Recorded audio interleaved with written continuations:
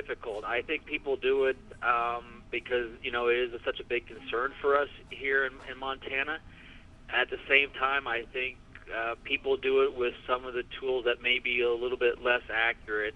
Forecasting a fire season is difficult work, but it's important to at least get a feel for how the season may pan out, so preparations can be made before it's too late. Well, right now the focus is still on the rapidly rising rivers here in southwest Montana as they continue to rise out of their banks.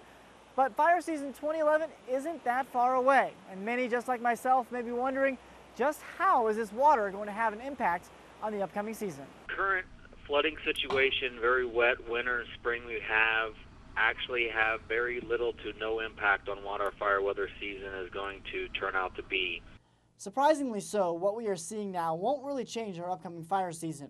What's important is the actual weather during the summer months. The weather is probably the primary factor. You know, depending on how much wind you get to start drying out some of the fuels so that they can burn, depending on whether you're warm or cold. In the end, weather is the primary driving force to a fire season. So if the weather during the summer is so important, let's take a look and just see what we might expect. The two most important weather factors to look at are the forecasted temperatures and precipitation.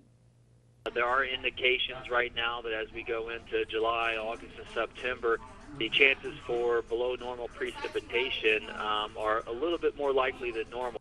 When it comes to temperatures, Schott says there is currently no driving factor like a La Nina or El Nino to indicate whether we will see above or below normal temperatures. But if we were to warm up and have an above average temperature summer into the early fall, well then it's a whole different ball game and the fire season may be on. Regardless of what season we see this year, preparations are already being made for a potentially busy fire season 2011.